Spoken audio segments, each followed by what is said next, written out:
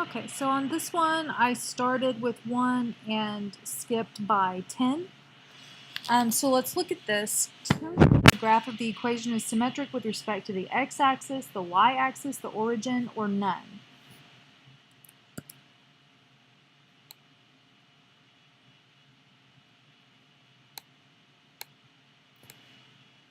So to check if it is symmetrical with respect to the y-axis, I need to plug in negative x. So if I plug in negative x, the question is this the same as if I would have plugged in x? Since x and negative x are the same distance from each other, from 0 as each other, I can replace it with this, so this function is even. It is symmetric with respect to the y-axis. Now, if I plug in negative y, this is not true. This does not stay the same. If I plug in negative y, I should get negative absolute value x minus 6. So that equals absolute value of x plus 6, which is not the same. Okay? So far, this is symmetric with respect to the x-axis.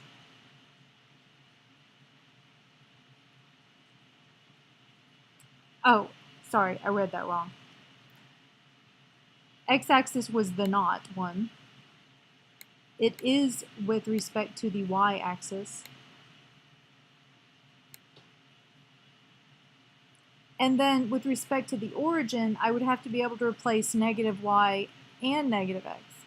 But since when I replaced negative x, it worked, and when I replaced it with negative y, it didn't, then it won't when I do both. So it's not. Okay. 11. We want to know if this is even or odd or neither. Remember, even would be that it mirrors across here. Here's a point that's not over there, so it is not even. If it was odd, then it would be symmetric around the origin. So this one would have a friend over here, but it would be like negative 1.5, 2, so it would be 1.5, negative 2, but that's not there. This is basically too far over to the right, so it's neither. So it's just a visual check.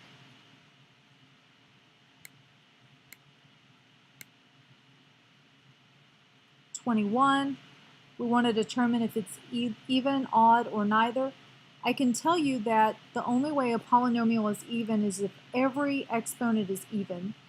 Remember, though, that if it's the number 5, for example, could be written 5x to the 0, so that's actually an even power as well. It's only odd if every power is odd on a polynomial. So this couldn't be even. It is odd, negative 4x, but the way we check algebraically, take y equals negative 4x. So negative y equals negative 4x.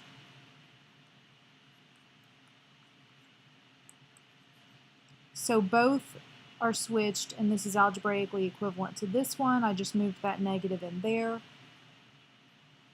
We also could have maybe more easily seen it like this. F of negative x is negative 4 times negative x is 4x, which is negative 4x. And we know we either want to factor out a negative or we want to do nothing. So when this is not equal to negative 4x, my only option is to factor out a negative, and I get negative f of x. So this one is odd, but again, its only power is odd, and that makes it odd.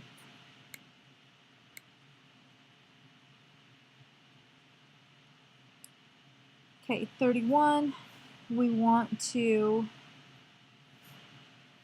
graph x plus 2 when it's less than 0 negative 2x squared. It's positive, so it's this.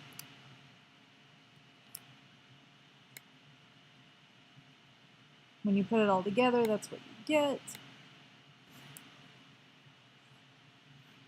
So on the left-hand side, my dotted line would basically be there. On the left-hand side of 0, we've got x plus 2. And that equals sign means there's a dot.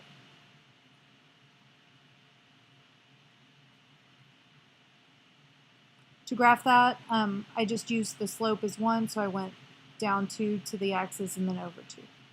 Then I want negative 2x squared on the positive side. If I plug in 0, I would get 0, but it needs to be an open hole because there's not an equal sign.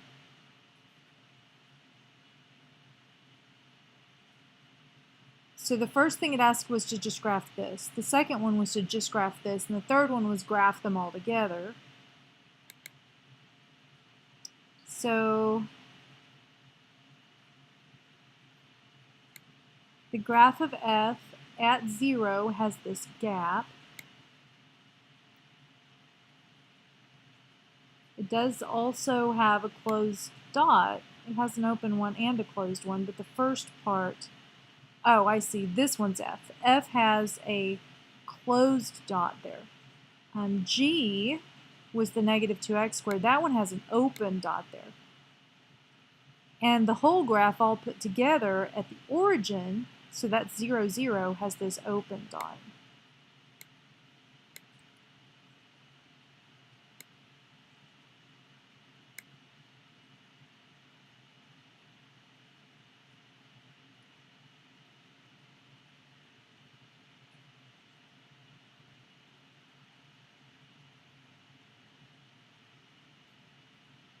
Oh, there was another part.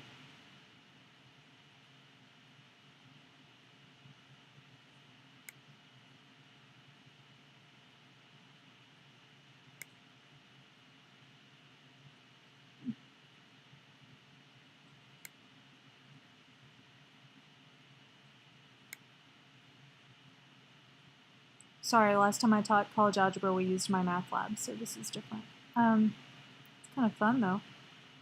Then this part, graph the negative 2x squared part, so that was this one.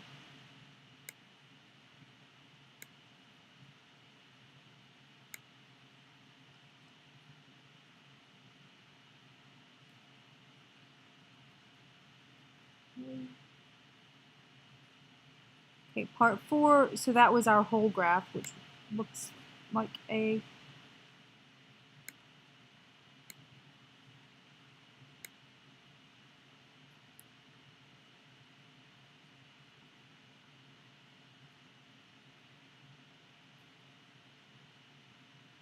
uploading videos, so my internet is sort of questionable. Okay, now it's correct. So 41.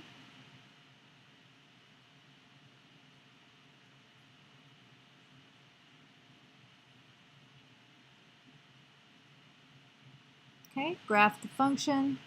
So now we're just basically matching. So negative 3 from negative 4 to negative 2. So remember, this is location. Negative 4 to negative 2 is this little piece on all of them. And the graph should at that point be negative 3. So it's any of these 3. This one has the graph at positive 3 for those values. So it's A, B, or D. It should be negative x from negative 2 to 4. So negative 2 to 1, 2, 3, 4. This linear piece, they've put the linear piece in the right place on every one. So it should be negative x, which means it should pass through the origin and should be going downward with a negative slope. So it's not D, so it's A or B. And now we want square root x minus 4. The minus 4, remember, moves it to the right 4 so that it will start over here, but it's still a positive root x, so it should be above, so it's B.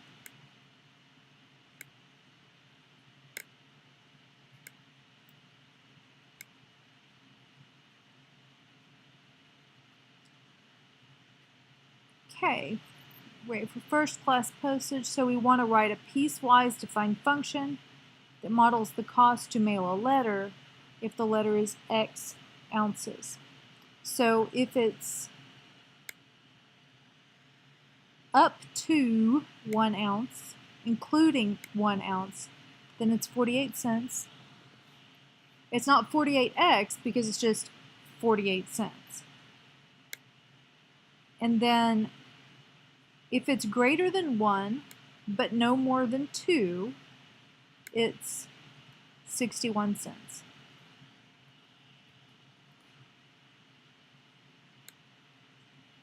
If it's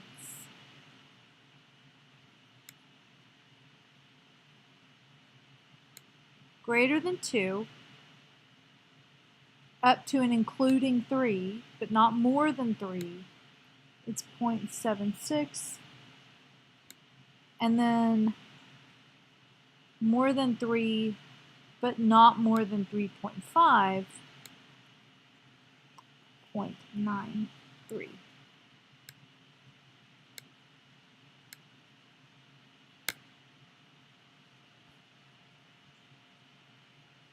Okay, so now we want to graph it. So the 48 cents one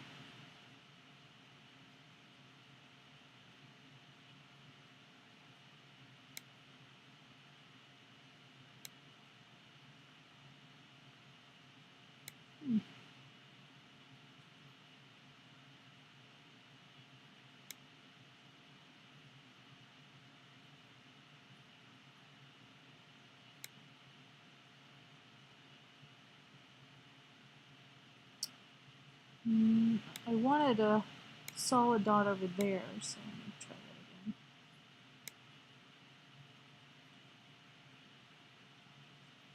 that again. Okay, it's not wanting to do that.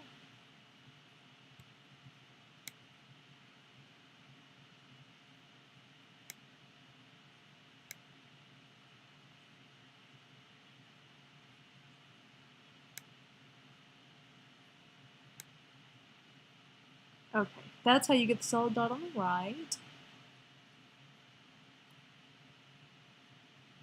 And then 61.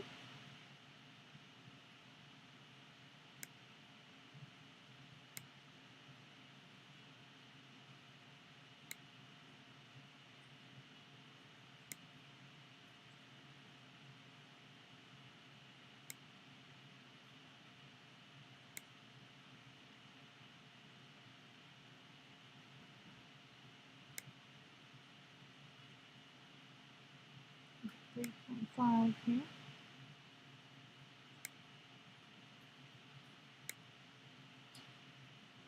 See if that was close enough there. Okay, interesting.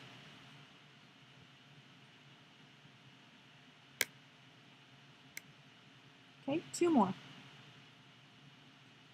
Identify the location of the value of any relative extrema. So maxima, minima. If you see this arrow, or even if you don't, sometimes there won't be an arrow, but it's still kind of implied that it keeps going. If it stops, there will be a circle that indicates that, a closed circle or an open circle. So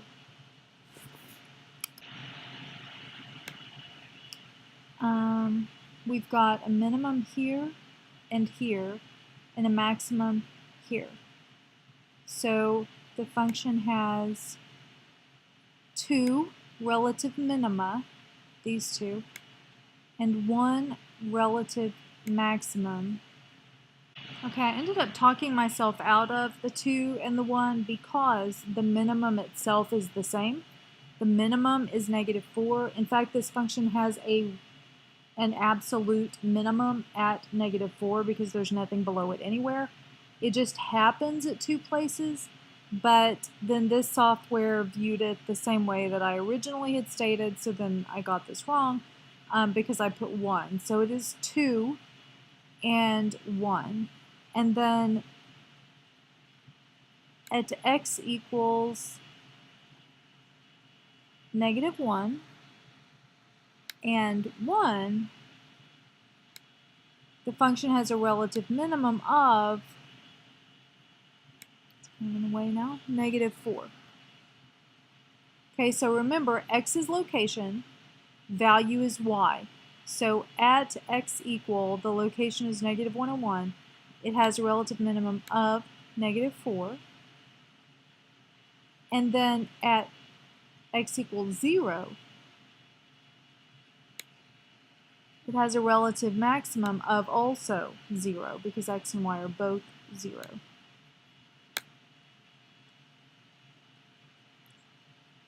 All right.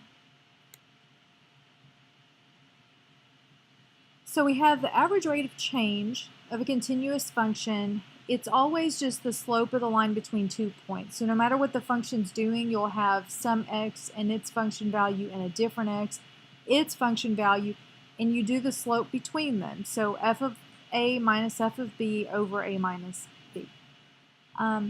So if the rate of change of a continuous function between any 2 points to the left of a is positive, and the average rate of change of the function between any 2 points to the right of a is negative, then what's happening is it's constantly going up to the left of a, and it's constantly going down to the right of a.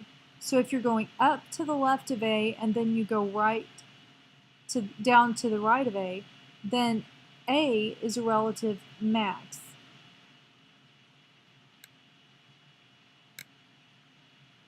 Okay, so that is this section.